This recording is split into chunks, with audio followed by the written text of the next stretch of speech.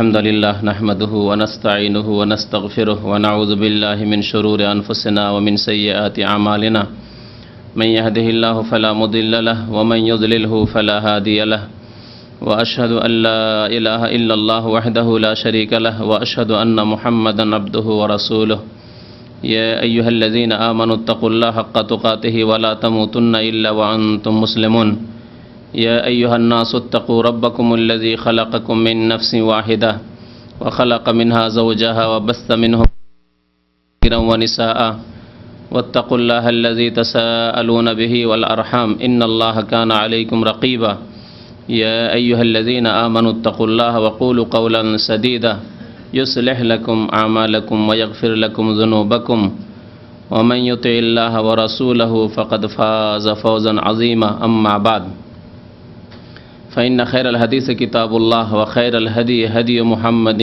صلى الله عليه وسلم وشر الأمور محدثاتها وكل محدثة بدعة وكل بدعة ضلالة وكل ضلالة في النار أعوذ بالله من الشيطان الرجيم بسم الله الرحمن الرحيم وأن المساجد لله فلا تدعوا مع الله أحدا وقال رسول الله صلى الله عليه وسلم من مات وهو يدعو من دون الله ندا دخل النار মহান আল্লাহর সমস্ত প্রশংসা যে আল্লাহ রাব্বুল আলামিন একমাত্র ইবাদত বন্দেগীর হকদার, সত্য মাবুদ, সত্য উপাস্য।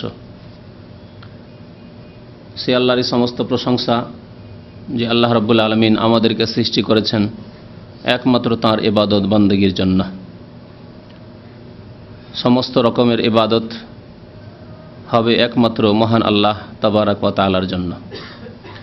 দরুদ ও সালাম নাযিল হোক প্রিয় নবী মুহাম্মদুর রাসূলুল্লাহ সাল্লাল্লাহু আলাইহি সাল্লামের প্রতি, যিনি একমাত্র মহান আল্লাহর ইবাদত বন্দেগীর দিকে মানব জাতিকে আহ্বান করার জন্য প্রেরিত হয়েছিলেন। আর এই তাওহীদ, আল্লাহর একত্বের দাওয়াত, একমাত্র আল্লাহ রাব্বুল আলামিনকে আহ্বান করা, এর দাওয়াত দেওয়ার কারণেই তার সাথে শত্রুতা করেছিল তার জাতিরা। আল্লাহুম্মা সাল্লি আলাইহি আল্লাহুম্মা বারিক আলাইহি।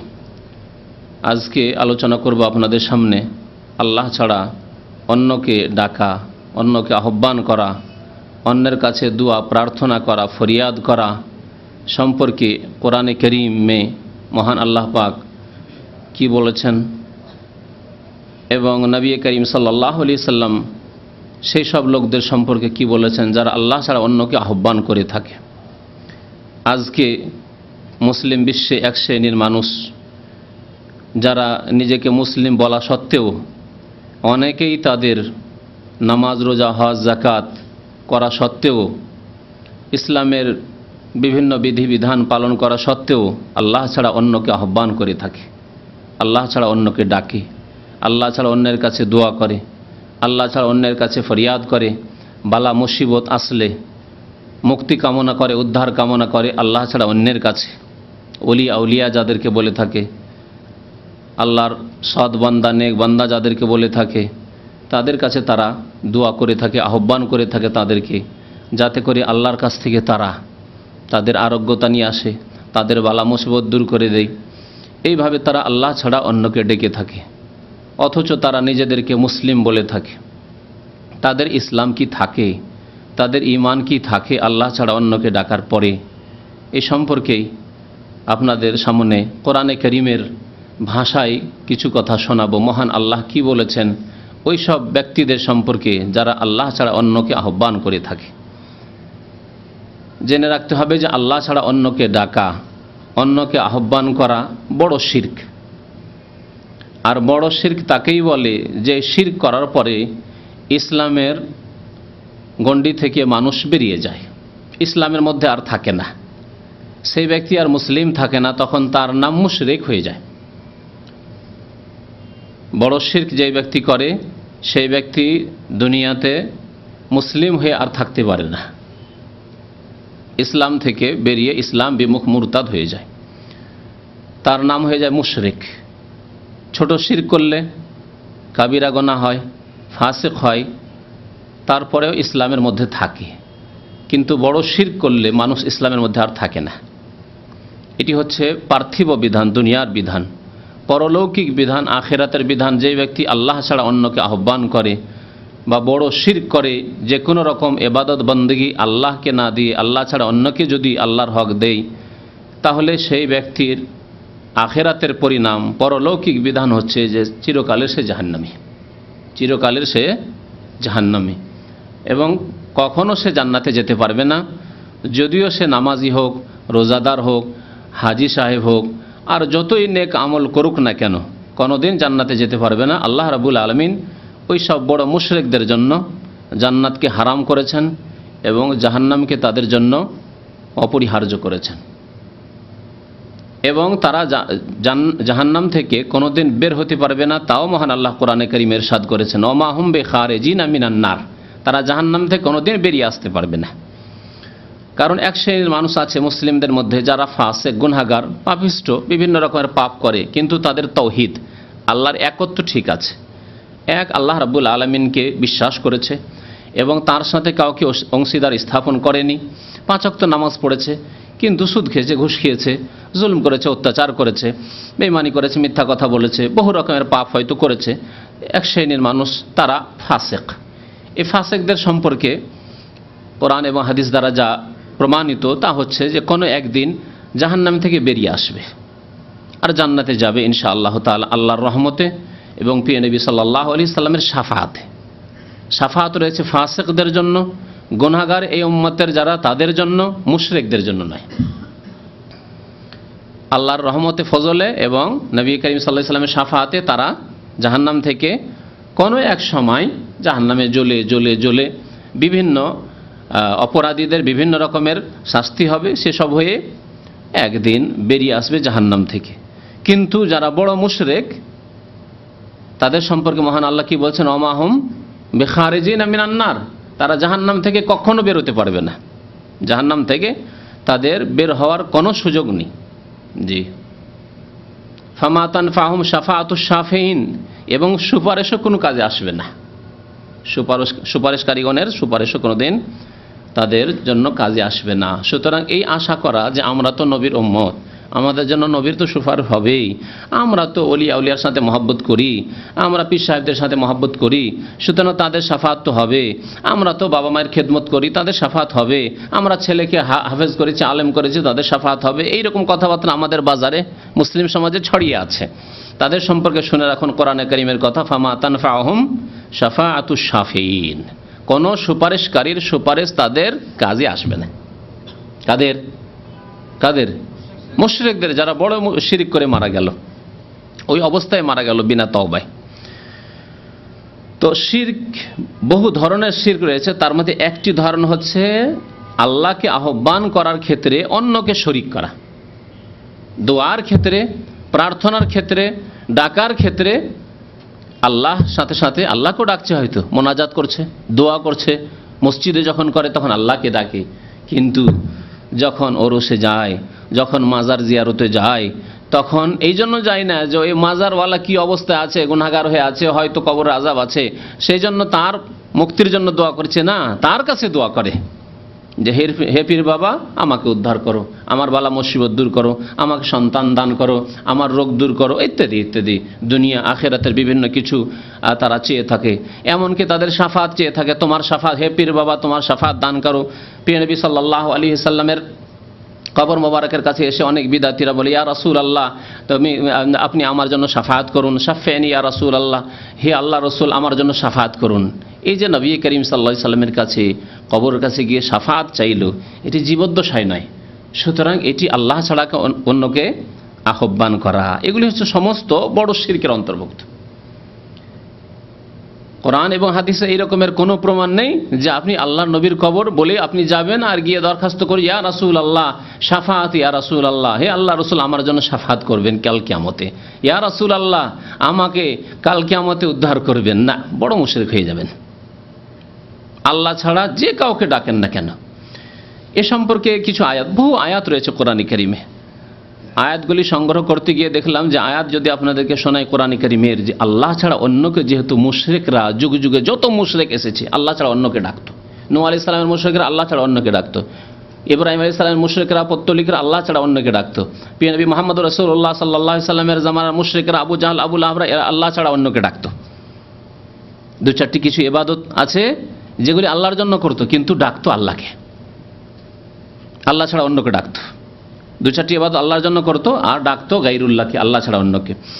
সুতরাং আল্লাহ রাব্বুল আলামিন খুব বেশি সতর্ক করেছেন আল্লাহ ছাড়া অন্যকে আহ্বান করা সম্পর্কে, এবং ইরশাদ করেছেন যে ওর চাইতে বেশি পথভ্রষ্ট আর কেউ হতে পারে না যে ব্যক্তি আল্লাহ ছাড়া অন্যকে ডাকে।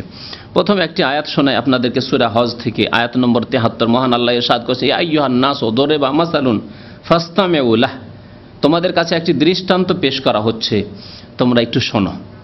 ইন্নাল্লাযীনা তাদউনা মিন দুনিল্লাহি লা ইয়াখলুকু যুবাবা, তোমরা আল্লাহ ছাড়া যাদের আহ্বান করে থাকো, ডেকে থাকো, দু একটা নজির বলি, উদাহরণ বলি ডাকার। যখন আজমিরে যায় তখন ডাকে ইয়া খাজা বাবা মাদাদ, শুধু যায় নয়, দূর থেকেও ডাকে, হাজার হাজার মাইল দূর থেকেও ইয়া খাজা বাবা মাদাদ। জি, হাজার হাজার মাইল দূর থেকে কোথায়? বাগদাদে অধিকাংশ মানুষ যায়নি, বাংলাদেশ ভারতের অধিকাংশ মানুষ বাগদাদ যায়নি, ওখান থেকেই ডাকে ইয়া কি বলে গাউসুল আজম মাদাদ। আর আমি এই চোখে দেখেছি মুসলিমদের বাসে, মুসলিমদের বাড়ি ঘরে, মুসলিমদের এমনকি মসজিদে পর্যন্ত দেখেছি, 5 তলা মসজিদের উপর লেখা থাকে ইয়া গাউসুল আজম মাদাদে, ফার্সি ভাষায়, হে মহান উদ্ধারকারী ইয়া গাউসুল আজম, সাহায্য করুন। মসজিদে আল্লাহর ঘরে লেখা আছে, বাসে লেখা আমি দেখেছি চোখে, ঘর বাড়িতে লেখা কবর পূজারীদের আমি দেখেছি। জি, আর ফাজাইল আমলে আমি দেখেছি, আপনাদেরকে আর একটু বলি, ফাজাইল আমলে আমি দেখেছি, ফাজাইলে দুরুদ উঠিয়ে দেখবেন মাওলানা জামি সাহেবের ফার্সি মসনবী অর্থাৎ কাসিদা কবিতা, তাতে দেখবেন প্রথম লাইন হিডিং হচ্ছে জামা হাজুরি জাবার হক আলম তারাহাম ইয়া নবী আল্লাহ তারাহাম, হে আল্লাহর নবী রহম করুন, হে আল্লাহর নবী রহম করুন, তারাহাম ইয়া নবী আল্লাহ তারাহাম, হে আল্লাহর নবী রহম করুন, হে আল্লাহর নবী দয়া করুন। বলুন এটি কি আল্লাহ ছাড়া অন্যকে ডাকা কি না? সরল ভাষায় বুঝেন, আল্লাহ ছাড়া অন্যকে ডাকা না আল্লাহকে ডাকা? দুইয়ের এক আপনাকে জবাব দিতে হবে। আপনাকে আল্লাহ বিবেক দিয়েছে, আর আল্লাহ বলেছেন যে আপনাকে লাহুম কুলুবুন লা ইয়াফকাহুনা বিহা করলে হবে না, অন্তর দেওয়া হয়েছে বোঝার জন্য। নির্বোধ হয়ে যাবেন, বলেছেন জানি না, এত বড় আলেম যখন লিখেছেন, এত বড় শাইখুল হাদিস যখন লিখেছেন। কারণ এইরকম কিছু বিদাতি মোল্লা হুজুরদের সাথে আমার সাক্ষাৎ হয়েছে, যাদেরকে যখন দেখা হলো, এসব জিনিস দেখানো হলো, তখন বলে কেমন করে বলবো, আমরা তো তেমন কিছু বুঝি না, এত বড় বড় আলেম তারা, এত বড় শাইখুল হাদিস, তাদের এত দিনই খেদমাত রয়েছে, আর তারা লিখেছেন, কি করে বুঝবো কি উদ্দেশ্যে লিখেছেন। লা হাওলা ওয়ালা কুওয়াতা ইল্লা বিল্লাহ। ওমান ইউদলিল্লাহু ফামা লাহু মিন হাদ, আল্লাহ যাকে গোমরাহ করে তাকে কোনো শক্তি হেদায়েত করতে পারবেন না। আপনি হ্যাঁ না জবাব দেন যে এটি আল্লাহকে ডাকা হলো না রসুলকে ডাকা হলো। তারাহাম ইয়া নবী আল্লাহ তারাহাম, হে আল্লাহর নবী রহম করুন, হে আল্লাহর নবী দয়া করুন। সরাসরি তারাহাম ইয়া নবী আল্লাহ, এই কথা না যে আসসালামু আলাইকা ইয়া নবী আল্লাহ, বলুন সালাম পেশ করুন। সালাম পেশ করলেন মানে তাহলে নবী করিম সাল্লাল্লাহু আলাইহি ওয়াসাল্লাম শান্তির মুখাপেক্ষী, তিনি দিতে পারেন না, আরো তিনি মুখাপেক্ষী শান্তি আল্লাহর পক্ষ থেকে নাজিল হবে, এর মুখাপেক্ষী আল্লাহর নবী। এই জন্য আসসালামু আলাইকা আইয়ুহান নবী, হে নবী আপনার উপর সালাম হোক। বুঝতে পারলেন আমার এই সূক্ষ্ম কথাটি কিনা? আল্লাহর পক্ষ থেকে যখন সালাম পেশ করছেন, হে আল্লাহ তুমি নবীর ওপর সালাম বর্ষণ করো, তার মানে এই বিশ্বাস নিয়ে যে আল্লাহর নবী আল্লাহর পক্ষ থেকে শান্তি রহমত বরকতের মুহতাজ মুখাপেক্ষী।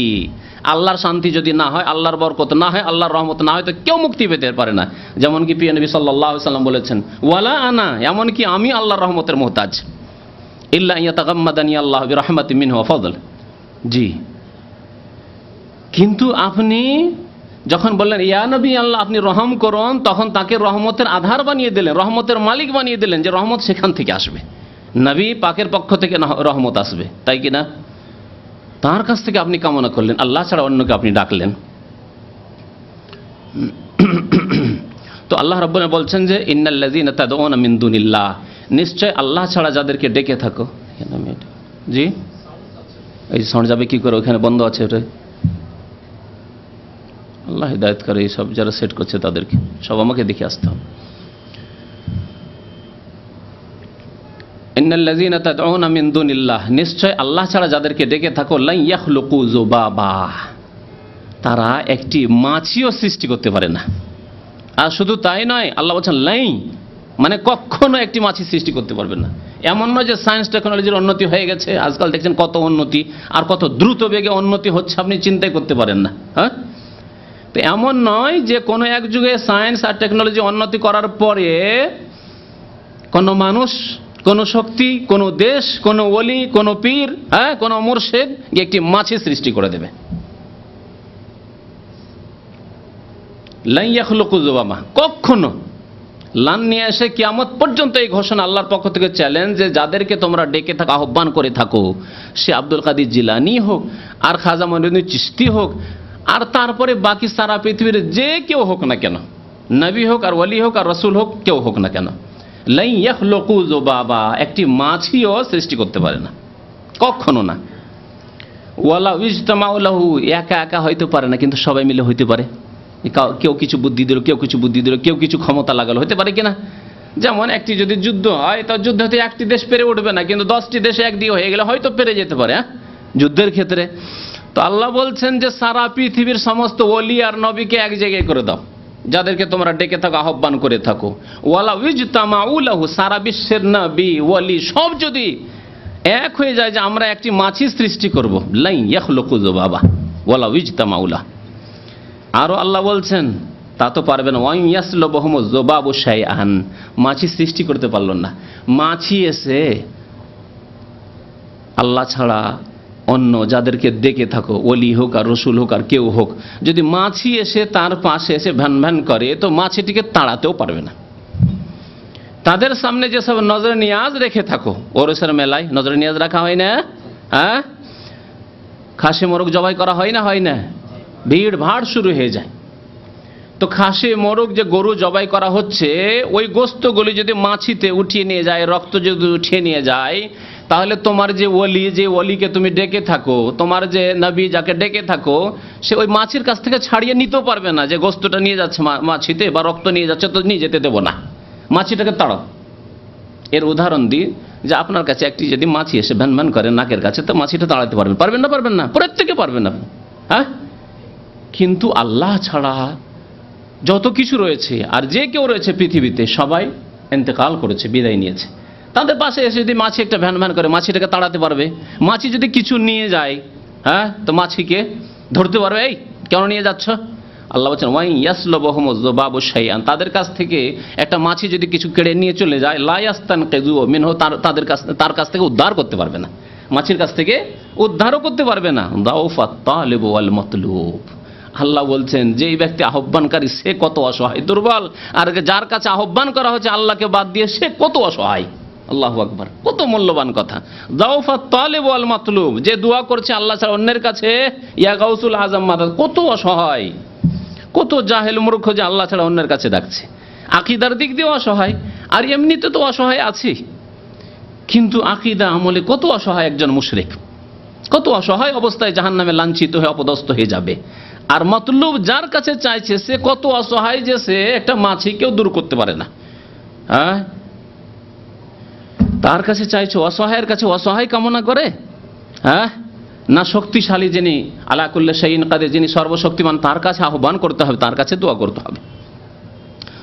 মহান আল্লাহ আরো ইরশাদ করেছেন সূরা আরাফে, আয়ুশরিকুনা মা লা ইয়াখলুকু শাইআন ওয়া হুম ইখলাকুন, তারা শিরিক করে থাকে, আল্লাহর সাথে অংশীদার স্থাপন করে থাকে এমন বস্তুকে বা এমন ব্যক্তিকে, মা লা ইয়াখলুকু শাইআন, যারা কিছুই সৃষ্টি করতে পারে না, যারা কিছুই সৃষ্টি করতে পারে না, ওয়া হুম ইখলাকুন, বরং তারা সৃষ্ট, তাদেরকে সৃষ্টি করা হয়েছে, তারাকে সৃষ্টি করা হয়েছে। মুহাম্মদ রাসূলুল্লাহ সাল্লাল্লাহু আলাইহি ওয়াসাল্লামকে আল্লাহ সৃষ্টি করেছেন, জিলানীকে আল্লাহ সৃষ্টি করেছেন, চিশতিকে আল্লাহ সৃষ্টি করেছেন, রেফাইকে আল্লাহ সৃষ্টি করেছেন, শাহজালালকে আল্লাহ সৃষ্টি করেছেন, সবকে আল্লাহ সৃষ্টি করেছেন।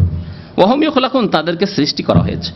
ওয়ালা ইয়াস্তাতিউনা লাহুম নাসরা, তারা নিজেদেরও সাহায্য করতে পারে না, তাদেরও সাহায্য করতে পারে না। ওয়ালা আনফুসাহুম ইয়ানসুরুন ওয়ালা ইয়াস্তাতিউনা লাহুম নাসরা, যারা আহ্বান করেছে তাদেরও সাহায্য করতে পারে না, আর নিজেদেরও সাহায্য করতে পারে না। যাদেরকে ডাকছো নিজেকে বিপদ থেকে উদ্ধার করতে পারে না, নিজের যে কি অবস্থা আছে আল্লাহই ভালো জানে তাদের। কারণ এমন কিছু মাজার আছে, এমন কিছু মাজার আছে, প্রথম কথা তাতে কিছুই নেই, একবারে ভুয়া, শুধু স্বপ্ন। কোনো এক যুগে স্বপ্নের কথা একটা বাজারে ছেড়ে দেওয়া হয়েছে যে আল্লাহর ওলি এখানে শুয়ে আছে, আর এমন আছে যাদেরকে ওলি মনে করা হয়েছে আর তারা ছিল গাঁজাখোর। জি, সত্য কথা, এগুলো গাঁজাখোর ছিল। এখনো বহু গাঁজাখোর যাদেরকে মনে করে আল্লাহর ওলি, চুলে জট পড়ে গেছে, আর পাক নাপাকি কিছু নেই, গোসল নেই, হ্যাঁ, ওযু নেই, তাহারাত নেই, কিচ্ছু নেই, মহিলা নোংরা আছে, এরা হচ্ছে দরবেশ আল্লাহর ওলি। জি, তো এইরকম লোক মারা গেছে আর তাদের কবরের পূজা হয়েছে। মানসুর হাল্লাজের মতো, যে নিজেকে বলতো আনাল হক, আমি তো আল্লাহ, আমি আল্লাহ, আনাল হক, আল্লাহ আর আমায় কোনো পার্থক্য নেই, যিনি আল্লাহ তিনি আমি। হ্যাঁ, সে আল্লাহর ওলি। আর তার সম্পর্কে আমাদের দেশের বড় বড় আলেমরা লিখেছে, মানসুর হাল্লাজ রহমতুল্লাহ আলাই, আল্লাহু আকবার। সারা বিশ্বের ওলামারা তার যুগের লানাতুল্লাহ আলাই করে দিয়ে তাকে হত্যার একমত হয়ে সব কুফরির ফতোয়া দিয়ে তাকে হত্যা করা হলো। আর আজকালকার এক শ্রেণীর বিদাতিরা, যাদেরকে শাইখুল হাদিস বলা হয়, আল্লামা বলা হয়, আর তারা বলছে মানসুর হাল্লাজ রহমতুল্লাহ আলাই, ইবনে আরবি রহমতুল্লাহ আলাই। লা হাওলা ওয়ালা কুওয়াতা ইল্লা বিল্লাহ। তো তারা নিজেরও সাহায্য করতে পারে না, আর অন্যরা যারা তাদের কাছে আহ্বান করে তাদেরও সাহায্য করতে পারে। ওয়াইন তাদউহুম ইলাল হুদা লা ইয়াত্তাবিউকুম, তাদেরকে যদি ডাকো, আহ্বান করো, তো তোমাদের অনুসরণ করতে পারবে না। সাওয়াউন আলাইকুম আদাউতুহুম আম আনতুম সামিতুন, তাদেরকে ডাকো আর না ডাকো সব সমান। ইন্নাল্লাযীনা তাদউনা মিন দুনিল্লাহি ইবাদুন আমসালুকুম, তারপর আল্লাহ বলছেন, আল্লাহ ছাড়া অন্যকে যে তোমরা আহ্বান করে থাকো, তারা তোমাদের মতোই আল্লাহর গোলাম। ইবাদুন আমসালুকুম, তোমাদের মতোই আল্লাহর বান্দা। ফাদউহুম, তোমরা ডাকবে তাদেরকে, খুব ডাকো। ফালিয়াস্তাজিবু লাকুম, দেখি তোমাদের ডাকে সাড়া দেয় কি, তোমাদের ডাকে সাড়া দিতে পারবে। ইন কুনতুম সাদিকিন, যদি তোমরা সত্যবাদী হও। কিন্তু বিদআতপন্থী যারা কবর মাজার পূজা মুসলিমদের মাঝে যারা ঢুকিয়েছে আর শয়তানের শিকার হয়েছে, আর শিরক তাদের আকীদা আমলে ঢুকে গেছে, তাদের ভ্রান্ত আকীদার শেষ নেই। নবী করিম সাল্লাল্লাহু আলাইহি ওয়াসাল্লামের কবর কাছে এসে একেবারে কিছু কবিতা পাঠ করলো, আর নবী সাল্লাল্লাহু আলাইহি ওয়াসাল্লামের হাত বেরিয়ে আসলো। নবী করিম সাল্লাল্লাহু আলাইহি ওয়াসাল্লামের কবর কাছে এসে সালাম পেশ করলো, আর ওয়ালাইকুম আসসালামের জবাব আসলো। এইসব কথাবার্তা, জি, এইরকম মিথ্যা কথা বলে জনসাধারণকে শিরকের দিকে ঠেলে দেওয়া হচ্ছে। আল্লাহ রাব্বুল আলামিন বলছেন, ফাদউহুম, তাদেরকে ডাকো, ফালিয়াস্তাজিবু লাকুম, তোমাদের জবাব দিক তো।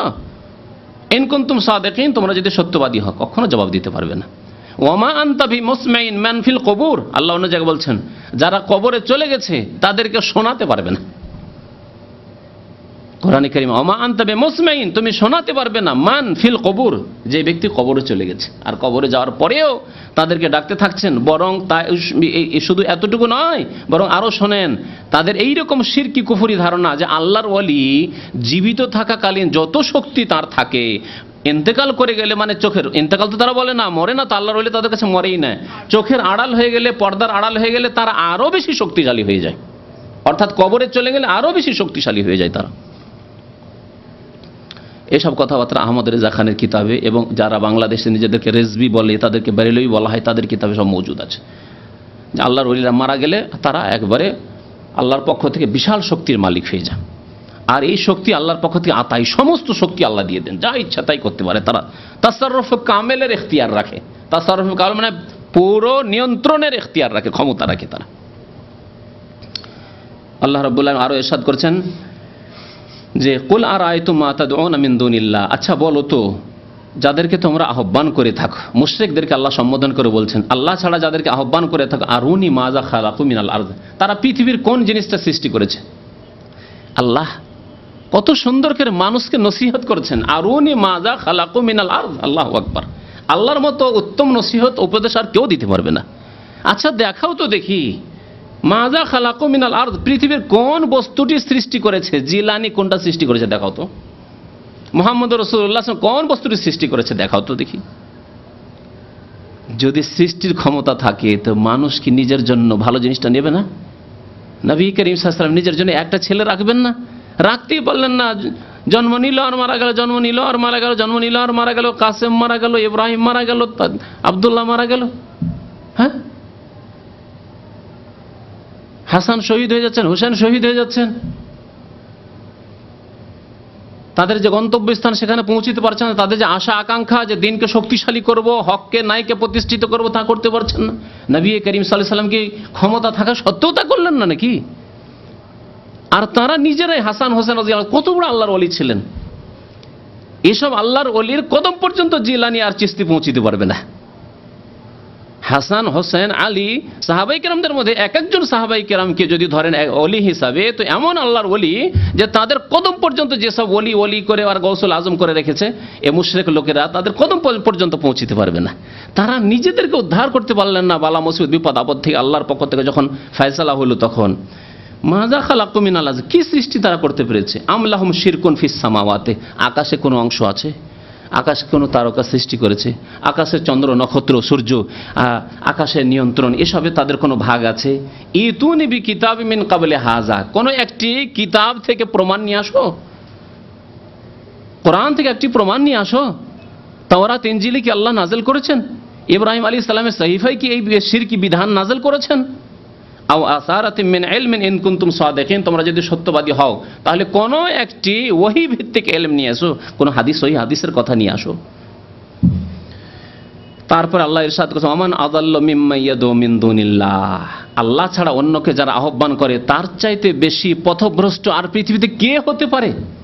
অর্থাৎ তার চাইতে বেশি পথভ্রষ্ট আর পৃথিবীতে কেউ নেই। আর কাদেরকে ডাকে? যাদেরকে ডাকে মাল্লা ইয়াস্তাজিবু লাহু ইলা ইয়াউমিল কিয়ামা, কিয়ামত পর্যন্ত তাদের ডাকে সাড়া দিতে তারা পারে না।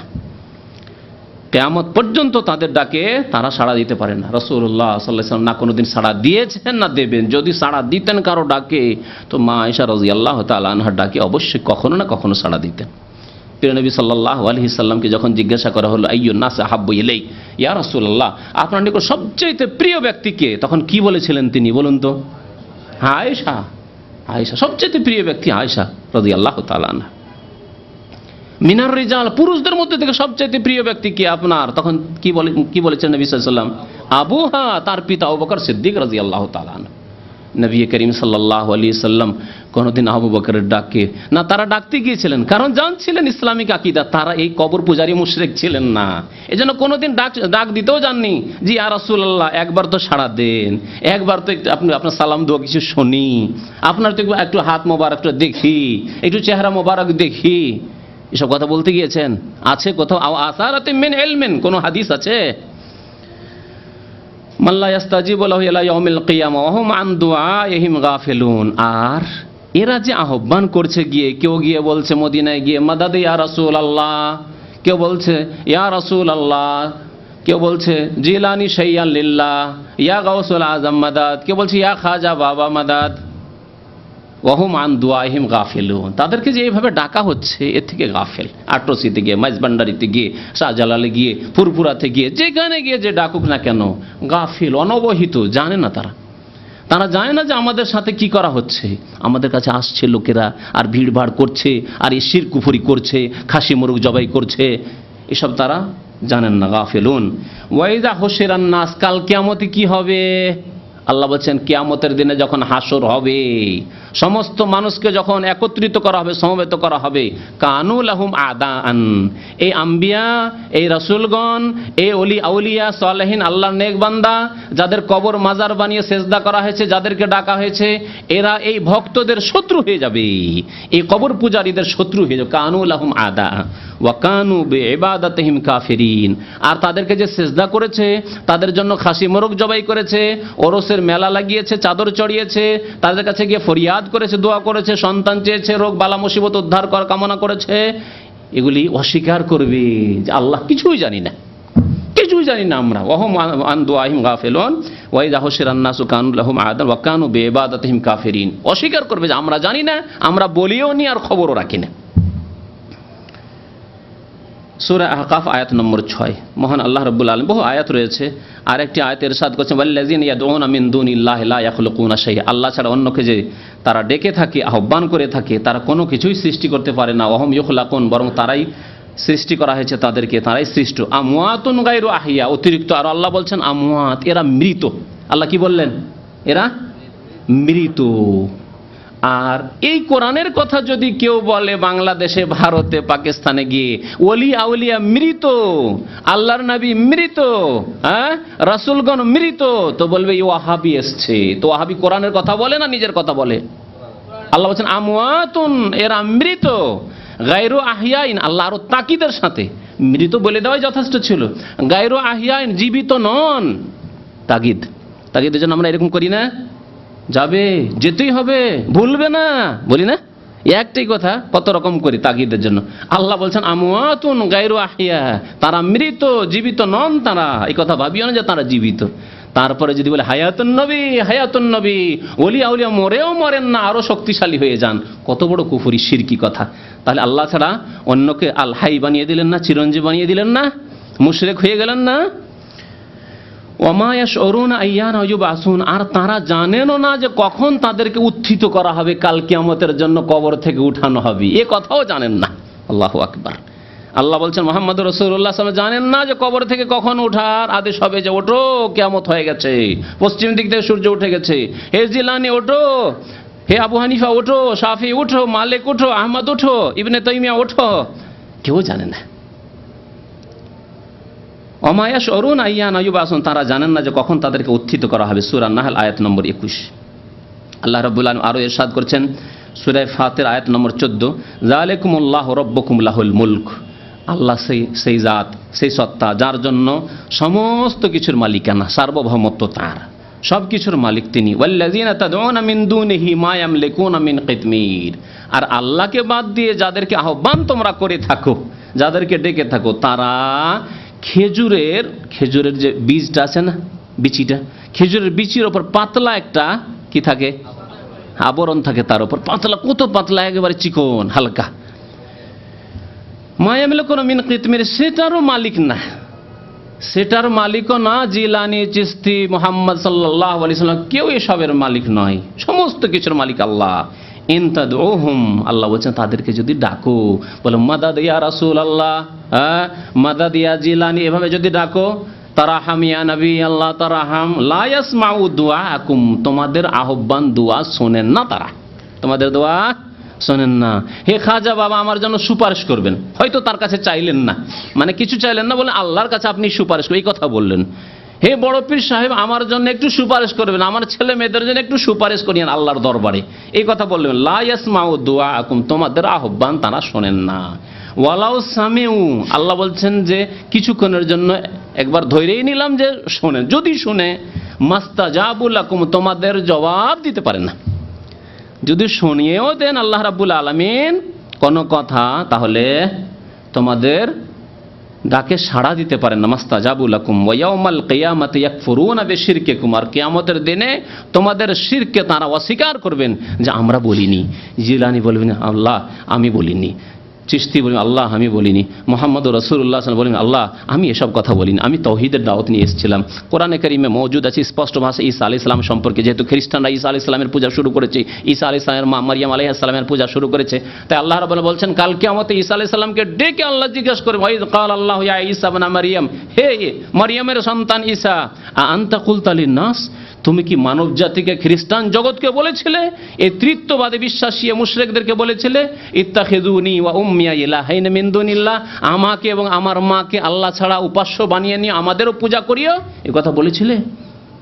আল্লাহ জিজ্ঞাসা করবেন, ঈসা আলাইহিস সালামকে জিজ্ঞাসা করবেন, শাসনমূলক নয়, ঈসা আলাইহিস সালামকে জিজ্ঞাসা করবেন খ্রিস্টানদেরকে, খ্রিস্টান পাদ্রীদেরকে, জাহিল মূর্খদেরকে, এই মুশরিকদেরকে দেখানোর জন্য যে দেখো কত মিথ্যুক তোমরা, তোমাদের ধর্ম কত মিথ্যা ধর্ম।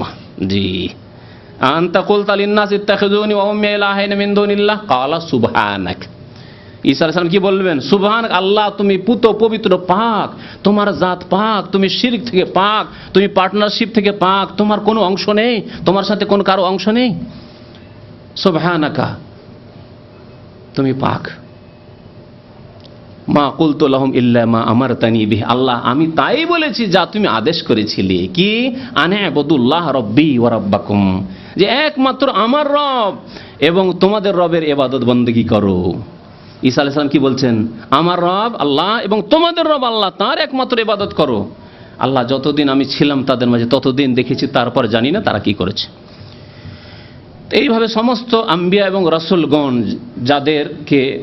যাদের পূজা করা হয়েছে, যাদেরকে আল্লাহর শরীক বানিয়ে দেওয়া হয়েছে, তাদেরকে আল্লাহ রাব্বুল আলামিন কাল কিয়ামতে ডেকে জিজ্ঞাসা করবেন, আর তারা অস্বীকার করে, ওয়া ইয়াউমাল কিয়ামাতি ইয়াকফুরুনা বিশিরকিকুম, তোমাদের শিরকে তারা অস্বীকার করবে, ওয়ালা ইউনাব্বিউকা মিসলু খাবীর, আল্লাহর মতো আর কেউ তোমাদেরকে সত্য দিন সম্পর্কে জ্ঞান দিতে পারে না।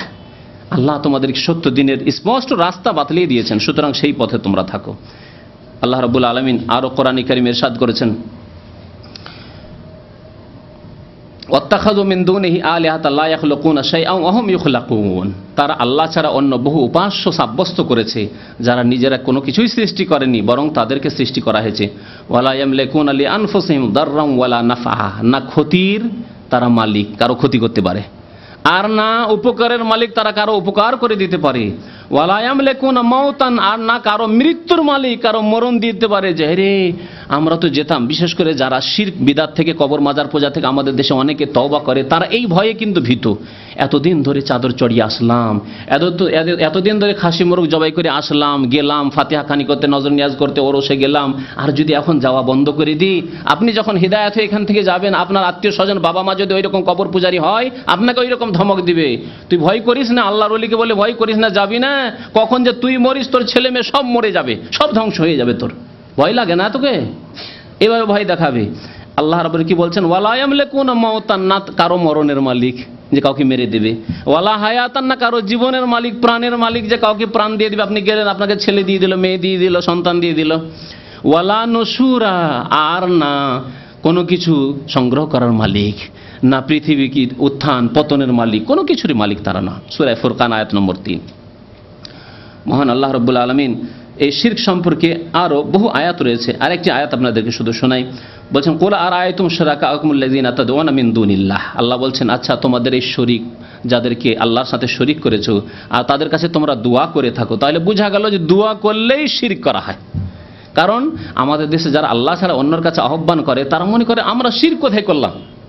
শিরক তো হিন্দুরা করে, শিরক করে হিন্দুরা শিরক করে। আমাদের দেশের মুসলিম জাতিদের ধারণা যে শিরক মানে হিন্দু শিরক করে, বৌদ্ধরা শিরক করে, খ্রিস্টান ইহুদি নাসারা শিরক করে, মুসলিম আবার কোথায় শিরক করে? মুসলিম আবার আল্লাহ ছাড়া অন্যের কোথায় পূজা করে? আল্লাহ বলছেন, যাদের কাছে দোয়া করলে আল্লাহ ছাড়া, এই তো শিরক হলো। কুল আরাআইতুম শুরাকাআকুম, তোমাদের যে শরীক, আল্লাহর সাথে যাদেরকে শরীক বানিয়েছো, আল্লাযীনা তাদউনা মিন দুনিল্লাহ, যাদের কাছে তোমরা দোয়া করে থাকো, আহ্বান করে থাকো, আরুনি মাযা খালাকু মিনাল আরদ, এরা কি পৃথিবীতে কোনো কিছু সৃষ্টি করতে পেরেছে? আম লাহুম শিরকুন ফিস সামাওয়াতি, আকাশে তাদের কোনো অংশ রয়েছে? আম আতাইনাহুম কিতাবান, অথবা তাদেরকে কোনো প্রমাণ আদি দিয়েছি, ফাহুম আলা বাইয়িনাতিন মিনহু, সেই প্রমাণ সহ তারা এইসব শিরক করছে। বাল ইন ইয়াইদুয যালিমুনা বাযুহুম বাযান ইল্লা গুরুরা, এ হচ্ছে যারা মুশরিক, তারা একে অপরকে প্রতারণা করে থাকে, প্রতারিত করে থাকে, ধোঁকা দিয়ে থাকে।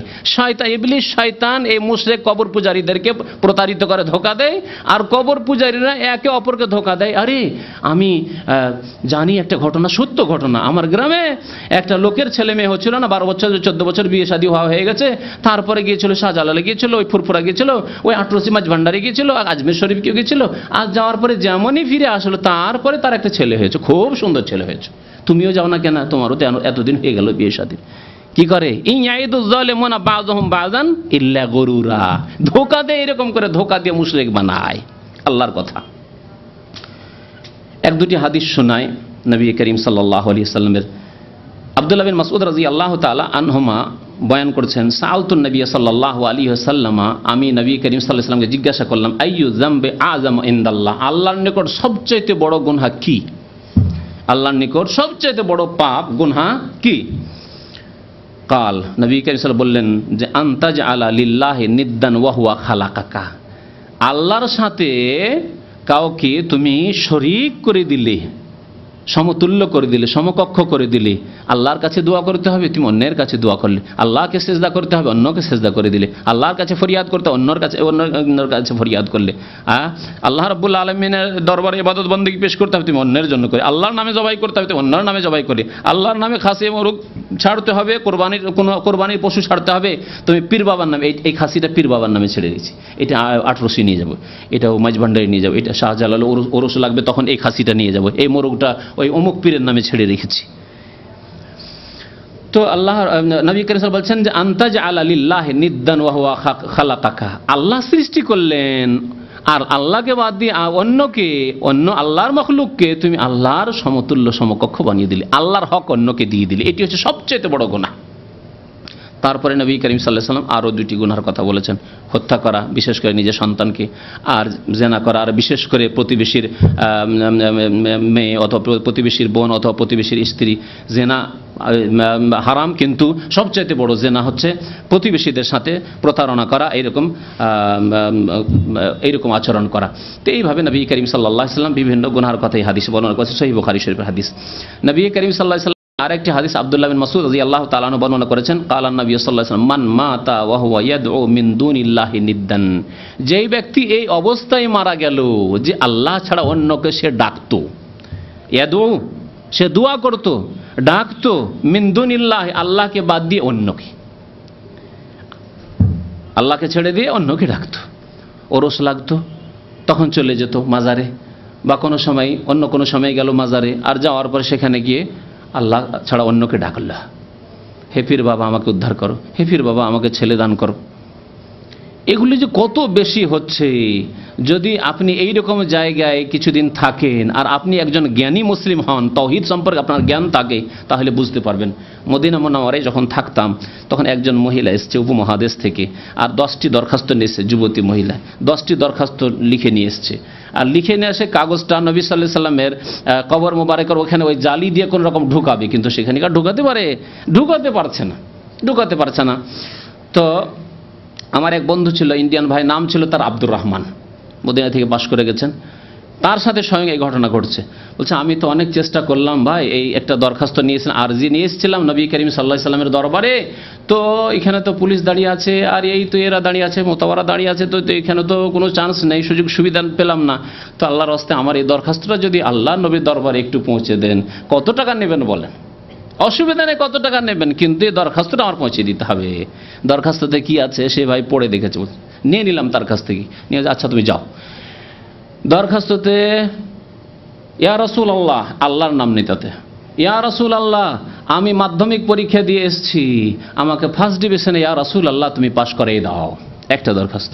ইয়া রাসূলুল্লাহ আমার বয়স 18 হয়ে গেছে, একটা ভালো স্বামীর ব্যবস্থা করে দাও ইয়া রাসূলুল্লাহ। জি। ইয়া রাসূলুল্লাহ আমার বাবা মাকে সুখী করো, ইয়া রাসূলুল্লাহ এই করো, ইয়া রাসূলুল্লাহ এই করো, ইয়া রাসূলুল্লাহ এই করো। জি জি।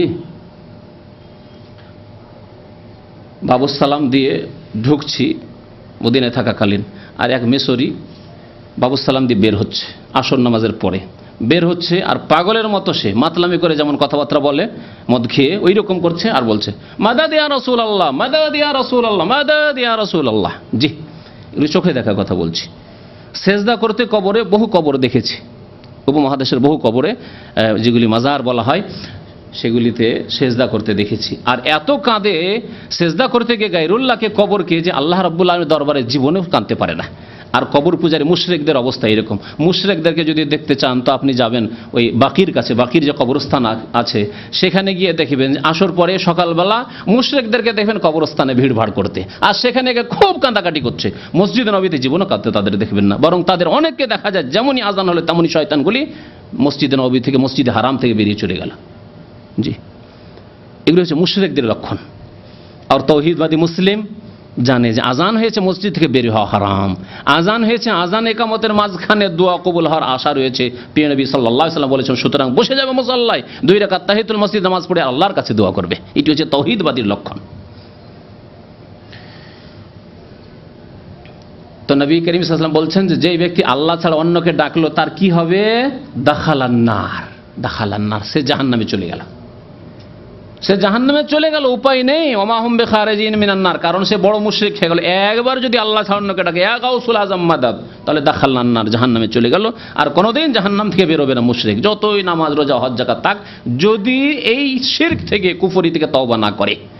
মাজার পূজা, কবর পূজা, আল্লাহ ছাড়া অন্যকে ডাকা থেকে তওবা না করে, অন্তর থেকে যে আল্লাহ আমি এতদিন ভুল করেছি, আর তোমাকে ছাড়া কাউকে ডাকবো না, তোমাকে ছাড়া কাউকে সেজদা করবো না, তোমার ছাড়া কারো জন্য জবাই করবো না, তোমার ছাড়া কারো দরবারে জবাই করবো না, আমি খাসুমের নিয়ে মাজারে যাব না, যতক্ষণ এইরকম তওবা না করবে কোনোদিন তওবা কবুল হবে না। তওবা মানে এই নয় যে মরার সময় এই কলমা পড়ো, কলমা পড়ো, কলমা পড়িয়ে দাও, একটু কলমা পড়িয়ে দাও, তলকিন করে দাও, লা ইলাহা ইল্লাল্লাহ মুহাম্মাদুর রাসূলুল্লাহ, লা ইলাহা ইল্লাল্লাহ মুহাম্মাদুর রাসূলুল্লাহ, লা ইলাহা ইল্লাল্লাহ মুহাম্মাদুর রাসূলুল্লাহ, আর অন্তরে শিরক থেকেই গেল, অন্তরে কবর মাজার পূজা থেকেই গেল। যদি সুযোগ পেত আরো কিছুদিন তো ওরস লাগলে আবার যেত, কি কবরে সেজদা করতো, কবরে গিয়ে গায়রুল্লাহর কাছে দোয়া করতো, এর নাম তওবা নাই। তাহলে এই কলেমা শেষ জীবনে পড়তে হবে অন্তরের বিশ্বাসের সাথে, অন্তর আল্লাহর দিকে ফিরিয়ে। জি, আব্দুল্লাহ বিন মাসউদ রাদিয়াল্লাহু তাআলা আনহুমা তিনি বলতেন যে নবী করিম সাল্লাল্লাহু আলাইহি ওয়াসাল্লাম এই অংশটুকু বলেছেন যে যেই ব্যক্তি আল্লাহ ছাড়া অন্যের কাছে দোয়া করে অন্যকে ডেকে মারা গেল, দাখালান নার, সে জাহান্নামে চলে গেল। আর আমি ইজতিহাদ করি আরেকটি অংশ বলি, যে ব্যক্তি আল্লাহ ছাড়া অন্যকে ডাকলো সে যখন জাহান্নামে চলে গেল, তো ওমান মাতা লা ইয়াদউ লিল্লাহি নিদ্দান, আর যেই ব্যক্তি এই অবস্থায় মারা গেল যে আল্লাহর সাথে কাউকে অংশীদার স্থাপন করেনি, আল্লাহ ছাড়া অন্য কাউকে জীবনেও ডাকেনি, সে কোথায় যাবে তাহলে? তিনি বলছেন দাখালাল জান্নাত, সে অবশ্যই জান্নাতে যাবে।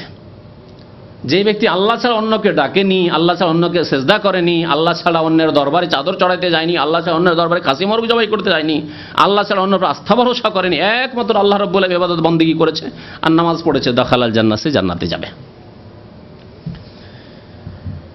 আবু মুসা আশআরী রাদিয়াল্লাহু তাআলা আনহু সহিহ মুসলিম শরীফের হাদিস বলছেন যে কালা রাসূলুল্লাহ সাল্লাল্লাহু আলাইহি ওয়াসাল্লাম, নবী করিম সাল্লাল্লাহু আলাইহি ওয়াসাল্লাম ইরশাদ করেছেন, মা আহাদুন আসবারু আলা আযান ইয়াসমাহু মিনাল্লাহি তাআলা। আমরাও ধৈর্য ধরে থাকি, কিন্তু আমাদের ধৈর্য যে কত অল্প ধৈর্য, যে সামান্যতে অধৈর্য হয়ে যায়, হয় না? ভালো ভালো শিক্ষিত মানুষ সামান্য কথায় আমরা অধৈর্য হয়ে যাই, সামান্য ব্যাপারে অধৈর্য হয়ে যায়।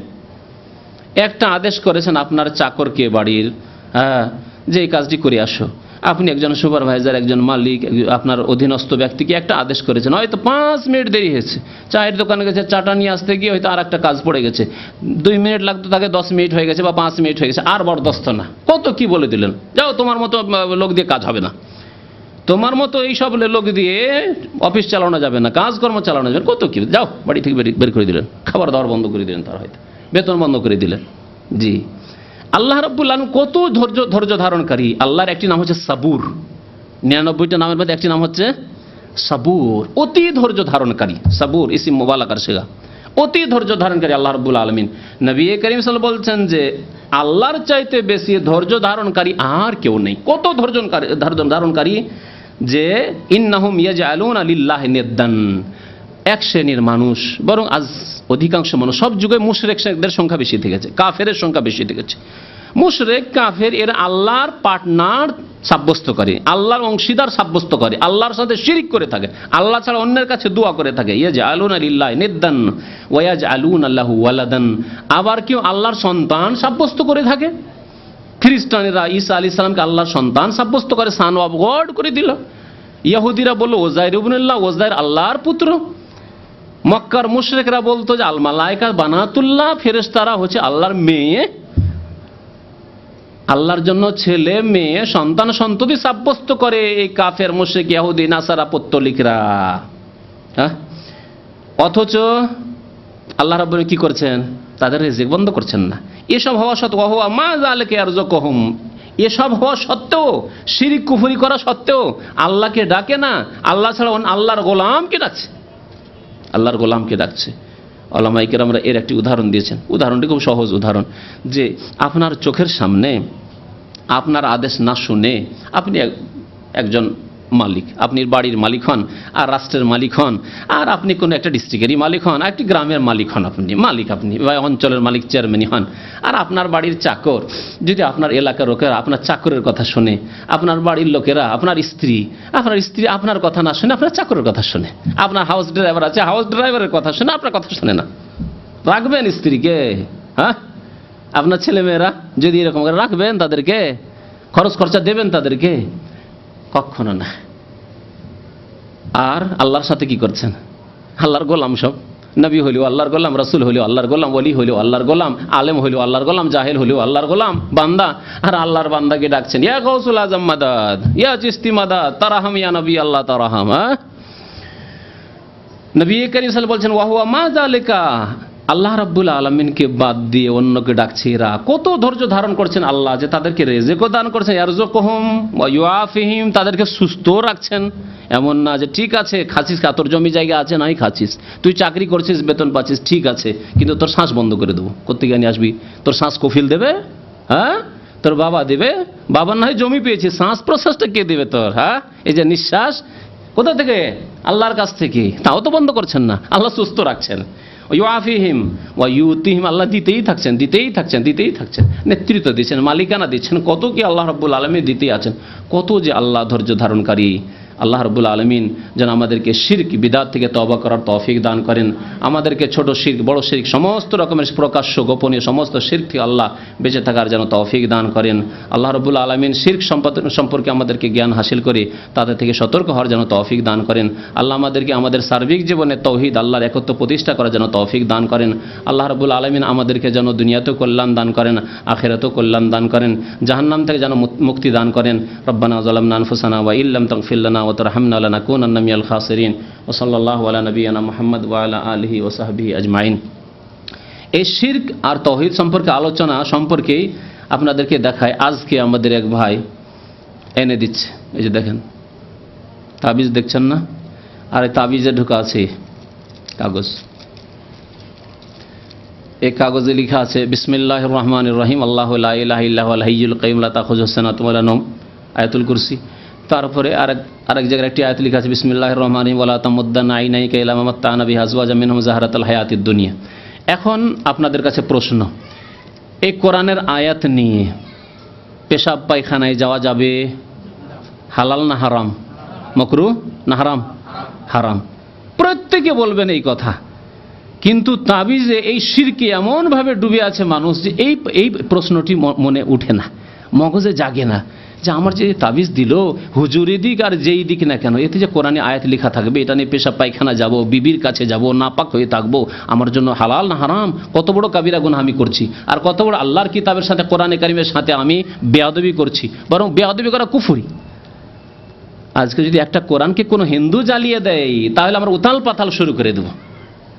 হ্যাঁ, বাংলাদেশে রাখবেন হিন্দুকে, যদি একটা হিন্দু যদি একটা কোরআনের সাথে বেয়াদবি করে রাখবেন, আর মুসলিম ঘরে ঘরে এই বেয়াদবি করছে। পায়খানায় যদি একটা হিন্দু কোরআনের একটা আয়াত নিয়ে যায়, আমপারা নিয়ে যায়, ছাড়বে না সেই হিন্দুকে? না, কারণ সে যে বাইরের, আর আপনার ঘরের সব রকমের অপরাধ করবেন, আপনারা সব রকমের অপরাধ করবেন আল্লাহ এবং রসুলের সাথে আর কোরআন কারীমের সাথে। এ হচ্ছে মুসলমানদের অবস্থা। আয়াতুল কুরসি লেখা আছে, কত আল্লাহর নাম, সুন্দর সুন্দর নাম লেখা আছে, আল্লাহু লা ইলাহা ইল্লাহু, কালিমা তাইয়্যিবা লেখা আছে, আল হাই আল কাইয়ুম ওয়া হুয়াস সামিউল আলিম, কত নাম আল্লাহ রাব্বুল আলামিন লেখা আছে, লা তাখুযুহু সিনাতুন ওয়া নাওম, সবগুলি আল্লাহর গুণ।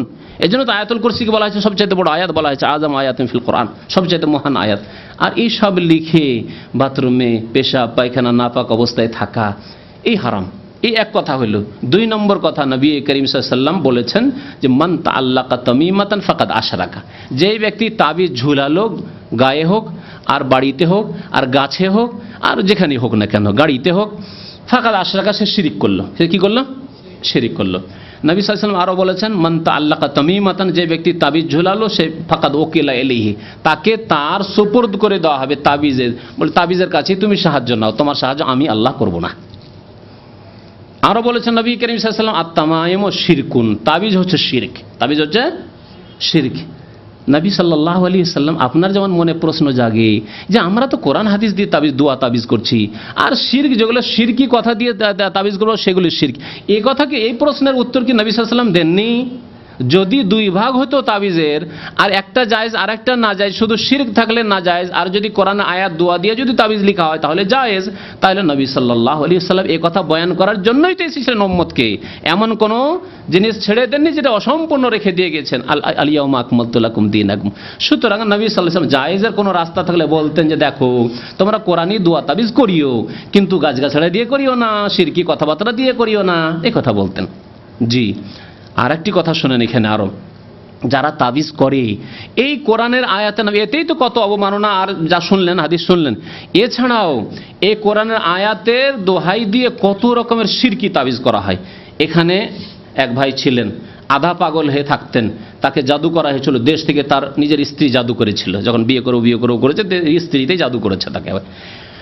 তো সে তাবিজ রাখতো, তাবিজ হঠাৎ করে দেখি আমার কাছে আসতো মাঝে মাঝে, দেখি হাতে তাবিজ, খুললাম, বলছে যে আমাকে একজন আমার এলাকার গোপালগঞ্জের বড় আলেমে তাবিজ দিয়েছে, বড় আলেমে তাবিজ দিয়েছে, বড় মাদ্রাসা, কওমি মাদ্রাসার। আমি বললাম বড় আলেমে দিয়েছে, খুলে দেখা যায়। খুলে দেখলাম, আপনাদেরকে বলছি শুনে রাখুন, তাতে লেখা আছে ইয়া হুসেন মাদাদ, ইয়া আলী মাদাদ, ইয়া আব্দুল কাদির জিলানী শাইয়ান লিল্লাহ। এগুলো কি? শিরক কিনা, এমনিতে তাবিজের শিরক নবী সাল্লাল্লাহু আলাইহি ওয়াসাল্লাম বলেছেন। আর উপরন্ত যদি তাতে লেখা থাকে যে হে হুসেন মদদ করো, হে আলী মদদ করো, হে ফাতেমা মদদ করো, হে জিলানি মদদ করো, তাহলে কত বড় শিরক লেখা আছে যে আর বড় আলেমে দিয়েছেন। তাহলে বড় মুশরিক কিনা ওই তাবিজ ঝুলিয়ে, বলুন তো দেখি। আল্লাহর রাস্তায় তওবা করুন। এই জিনিস নিয়ে থাকলে মা আফলাহাত আবাদা, নবী করিম সাল্লাল্লাহু আলাইহি ওয়াসাল্লাম বলেছেন এই তাবিজ যদি তোমার গায়ে থাকে কোনোদিন তুমি মুক্তি পাবে না। এই অবস্থায় যদি মরে যাও, লাইন মুত্তা ওয়াহু আলা জালিক, যদি এই অবস্থায় তুমি মারা যাও তো মা আফলাহাত আবাদা, কখনো তুমি নাজাত পাবে না, মুক্তি পাবে না। আল্লাহর রাস্তায় যদি কোনো ভাইয়ের শরীরে তাবিজ থাকে, বাড়িতে তাবিজ থাকে, গাড়িতে তাবিজ থাকে, দোকানে তাবিজ থাকে, সবকে সরিয়ে দেন এবং আল্লাহর উপরে তাওয়াক্কুল করুন। ওয়া আলাল্লাহি ফাতাওয়াক্কালু ইন কুনতুম মুমিনিন। আল্লাহ বলছেন তোমরা যদি সত্যি মুমিন হও তা আল্লাহর উপর ভরসা করো। আল্লাহ যদি ক্ষতি সাধন করে কেউ আপনার উপকার করতে পারবে না, আর আল্লাহ যদি হেফাজত করে ফাল্লাহু খায়রুন হাফিজান ওয়া হুয়া আরহামুর রাহিমিন, কেউ আপনার ক্ষতি করতে পারবে না। আল্লাহর উপর ভরসা করতে শিখুন, আল্লাহর কাছে চাইতে শিখুন, আল্লাহর কাছে দোয়া করতে শিখুন। আল্লাহ রাব্বুল আলামিন যেন আমাদের গুনাহ খাতা মাফ করেন, আমাদেরকে সংশোধন করার যেন তৌফিক দান করেন, আকীদার সংশোধনের তৌফিক দান করেন, আমলের যেন সংশোধনের তৌফিক দান করেন। ওয়া সাল্লাল্লাহু আলা নবিয়িনা মুহাম্মদ ওয়া আলা আলিহি ওয়া সাহবিহি আজমাইন।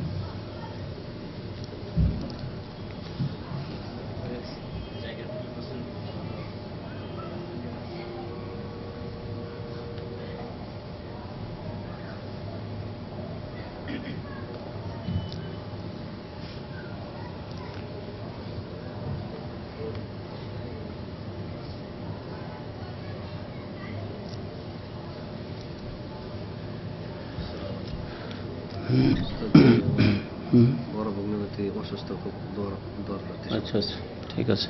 আমাদের হেলাল ভাই বলছেন যে ওনার বড় ভগ্নিপতি অসুস্থ আছেন, দোয়া করেন আল্লাহ যেন তাকে শেফা দান করেন, আল্লাহ রাব্বুল আলামিন যেন সুস্থতা দান করেন, আমিন ইয়া রাব্বাল আলামিন। আমাদের একবার জিজ্ঞেস করেছেন কোনো এক সংগঠনের নাম দিয়ে, আমরা চাইছি না যে কোনো সংগঠনের নাম নিয়ে মানুষকে কষ্ট দিই।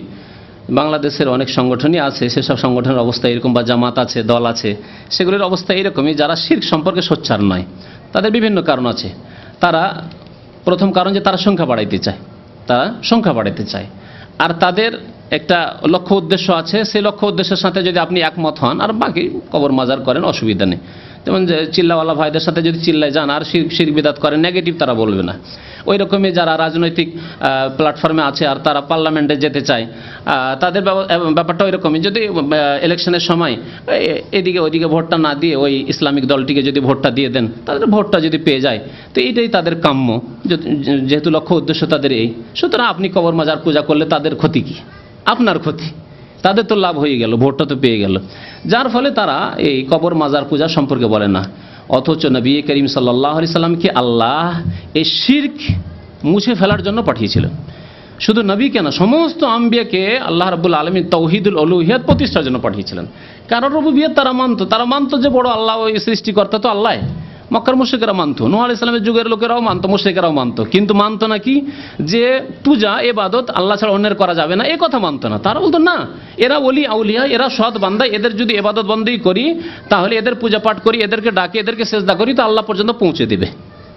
আর এই ধারণায় রয়েছে কবর মাজার পূজারীদের, যারা আমার দেশে নিজেদেরকে মুসলিম বলে থাকে। সুতরাং মনে রাখবেন যে আম্বিয়া এবং রসুলদের দাওয়াতের উদ্দেশ্য হচ্ছে আল্লাহর তাওহীদ ও উলুহিয়ত, ইবাদত প্রতিষ্ঠা করা, একমাত্র আল্লাহর জন্য ইবাদতকে সুনির্দিষ্ট করা। আর শিরক, যত রকমের শিরক, সে পুতুল পূজারই শিরক হোক আর কবর পূজারই শিরক হোক, সমস্ত রকমের শিরককে পৃথিবী থেকে একেবারে শেষ করা, এই ছিল আম্বিয়াদের মিশন। অনেক বড় কথা লেখা আছে, কেমন করে পড়ব?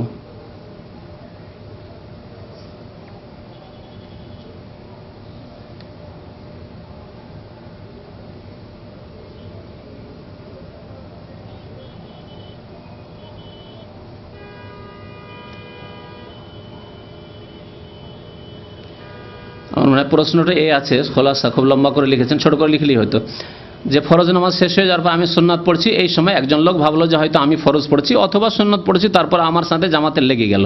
তাহলে আমার করণীয় কি? আপনার করণীয় কিছু নেই, আপনি নামাজ আপনার পড়তে থাকেন আর ও ইক্তেদা আপনার করলো, তাতে কোনো অসুবিধা নেই, কোনো অসুবিধা নেই। সুন্নতের পিছনে ফরজ নামাজ চলবে, নবী করিম সাল্লাল্লাহু আলাইহি ওয়াসাল্লাম থেকে প্রমাণ আছে। মুআয ইবনে জাবাল রাদিয়াল্লাহু তাআলা আনহু এশার নামাজ নবী সাল্লাল্লাহু আলাইহি ওয়াসাল্লামের পিছনে পড়তেন, পড়ার পরে আবার নিজের মহল্লায় পাড়ায় গিয়ে ওখানকার লোকদেরকে নামাজ পড়াইতেন। তো মুআয ইবনে জাবালের নফল নামাজ হতো আর ওখানকার মুসাল্লিদের, পাড়ার লোকদের ফরজ নামাজ হতো। তাহলে বোঝা গেল যে সুন্নাত বা নফলের পিছনে ফরজ ব্যক্তি কি করতে পারবে? ইক্তেদা বা অনুকরণ করতে পারবে, অনুসরণ করতে পারবে। সুতরাং ওই রকমই আপনি সুন্নাত পড়ছেন, যদিও জেনে শুনে সুন্নাতের সাথে লাগার কোনো প্রয়োজন নেই, আলাদা করে লাগুক, কিন্তু যদি লেগে যায় ইনশাআল্লাহ তারও নামাজ হয়ে যাবে, আপনারও নামাজ হয়ে যাবে। এই ক্ষেত্রে তার অবগতির জন্য যদি আওয়াজ উঁচা করতে হয়, তাকবীর উঁচা করতে হয়, তাও করবেন, কোনো অসুবিধা নেই। জি, সাল্লাল্লাহু আলা নবিয়িনা মুহাম্মদ ওয়া আলা আলিহি ওয়া সাহবিহি আজমাইন।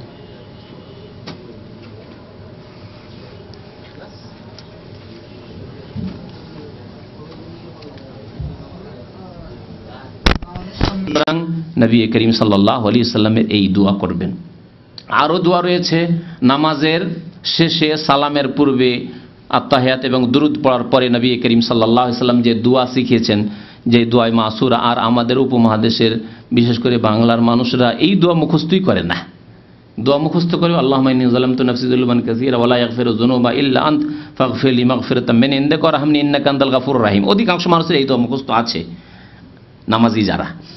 আর নামাজি ছোটকাল থেকে নামাজ পড়ে যাচ্ছে, কিন্তু এত গুরুত্বপূর্ণ দোয়া সাহিহ মুসলিম শরীফে নবী করিম সাল্লাল্লাহু আলাইহি ওয়াসাল্লাম শিখে সেই দোয়া মুখস্থ নেই। আল্লাহুম্মা ইন্নী আউযু বিকা মিন আযাবিল কবরি ওয়া আউযু বিকা মিন আযাবি জাহান্নাম ওয়া আউযু বিকা মিন ফিতনাতিল মাসিহিদ দাজ্জাল ওয়া আউযু বিকা মিন ফিতনাতিল মাহইয়া ওয়াল মামাত ওয়া আউযু বিকা মিনাল মাসামি ওয়াল মাগরাম। এই মাগরাম মানে হচ্ছে, এটি হচ্ছে আমাদের বিষয়বস্তু। মাগরাম মানে হচ্ছে ঋণ। আল্লাহ তোমার আশ্রয় গ্রহণ করি মাসাম, গুনাহ থেকে এবং ঋণ থেকে। আল্লাহ ঋণ মুক্ত যাতে থাকতে পারি। আর একটি দোয়া রয়েছে নবী করিম সাল্লাল্লাহু আলাইহি ওয়াসাল্লামের ঋণ মুক্ত হওয়ার জন্য, বা যাতে করে আপনার উপর ঋণ না আসে, কারো কাছ থেকে ঋণ না নিতে হয়, ঋণের বোঝা কাঁধে না নিতে হয়, আর ঋণ আসলেও যাতে করে তাড়াতাড়ি নামিয়ে দিতে পারেন এই দায়িত্ব। আল্লাহ মাকফিনি বিহালালিকা আন হারামিক ওয়া আগনিনি বিফাদলিকা আম্মান সিওয়াক। হে আল্লাহ, আল্লাহ মাকফিনি বিহালালিক, হে আল্লাহ আমার জন্য হালাল রিজিককে যথেষ্ট করো, আন হারামিক তোমার হারাম থেকে বাঁচিয়ে রেখে, হারাম থেকে বাঁচিয়ে রেখে হালাল আমার জন্য যথেষ্ট করো। ওয়া আগনিনি বিফাদলিকা, আর তোমার অনুগ্রহে তোমার ফজল করমে আমাকে সচ্ছল করে দাও, আম্মান সিওয়াক তোমার ছাড়া অন্য অন্য মানুষ থেকে। আল্লাহ কারো যেন মুখাপেক্ষী না হয়, কারো দ্বারস্থ না হয়, কারো কাছে ঋণ করজ না নিতে হয়, কারো বোঝা যেন কাঁধে না চেপে যায়। ওয়া আগনিনি বিফাদলিকা আম্মান সিওয়াক। আল্লাহ যেন আমাদেরকে নেক আমলের তৌফিক দান করেন। আল্লাহ আমাদের গুনাহ খাতা যেন মাফ করে দেন। আল্লাহ আমাদেরকে ঋণ থেকে বেঁচে থাকার তৌফিক দান করেন। আর যদি ঋণ আমাদের উপর আসে তো ঋণকে যথাযথভাবে আদায় করার তৌফিক যেন দান করেন। ওয়া সাল্লাল্লাহু আলা নবিয়িনা মুহাম্মদ ওয়া আলা আলিহি ওয়া সাহবিহি আজমাইন।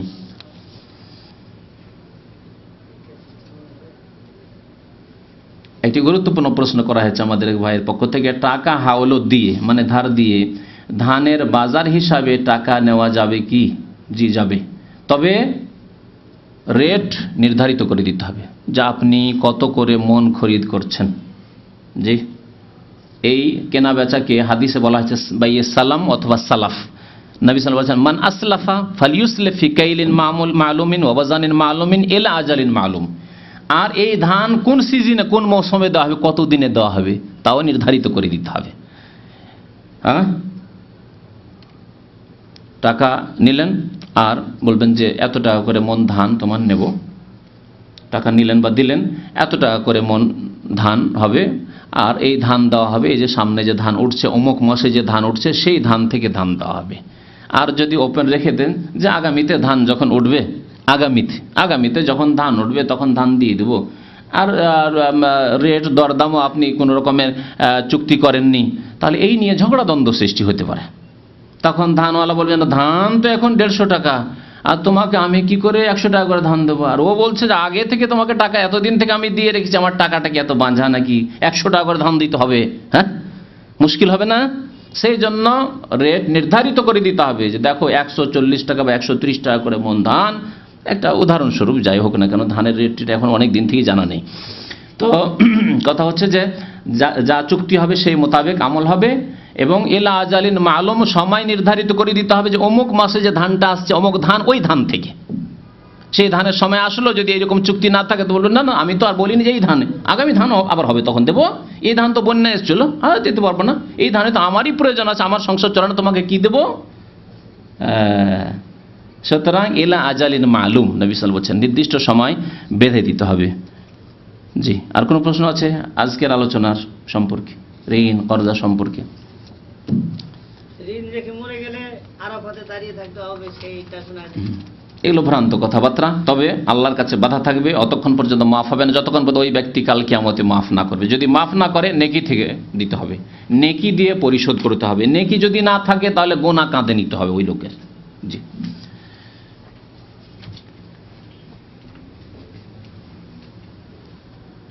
সাল্লাল্লাহু আলা নবিয়িনা মুহাম্মদ ওয়া আলা আলিহি ওয়া সাহবিহি আজমাইন।